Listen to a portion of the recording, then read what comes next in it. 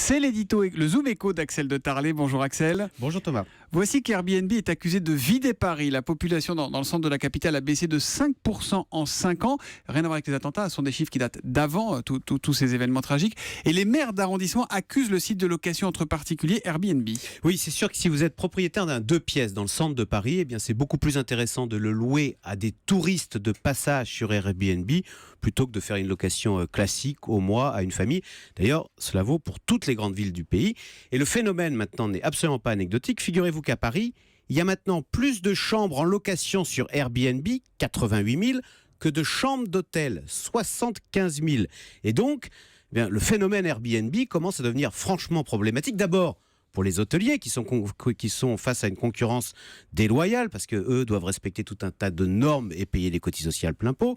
Mais surtout, et c'est ça qui est nouveau, ça devient problématique pour les habitants eux-mêmes parce que plus d'Airbnb, ça veut dire donc moins d'appartements disponibles à la location, donc des prix qui augmentent. Ça fausse le marché du coup. Voilà, et puis ça veut dire plus de nuisances pour les copropriétés avec un va-et-vient incessant de touristes qui débarquent en pleine nuit avec leurs grosses valises dans les escaliers, etc. Bon, mais une fois qu'on a fait le constat, qu'est-ce qu'il faut faire, Axel? On ne va pas interdire Airbnb. Non, mais il ne faut pas que cela devienne un business avec des appartements entièrement dédiés à cela. C'est déjà trop tard, non? Non, il faut que ça. Justement, les grandes villes commencent à prendre des dispositions.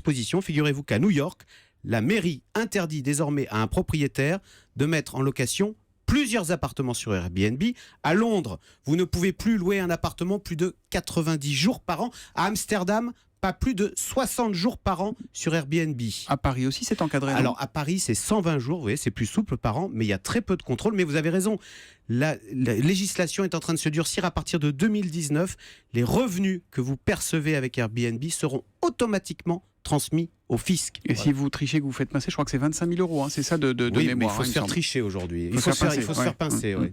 Alors, est-ce qu'on risque pas d'étouffer, de tuer ces nouvelles plateformes internet? Parce qu'on a un peu un double discours là-dessus. On dit oui, la nouvelle économie c'est formidable, et d'un autre côté, on dit c'est pas bien. Écoutez, il faut arrêter avec le mythe de la start-up qui débute. Vous savez qu'Airbnb aujourd'hui, ça vaut 25 milliards de dollars, c'est-à-dire 2 fois plus que notre géant Accor. Donc on ne voit pas au nom de quoi il faudrait accorder à Airbnb un traitement de faveur sur le plan des normes ou le plan de la fiscalité. Et bien voilà qui est dit, et c'est signé Axel de Tarlet. À demain matin, Axel. À demain.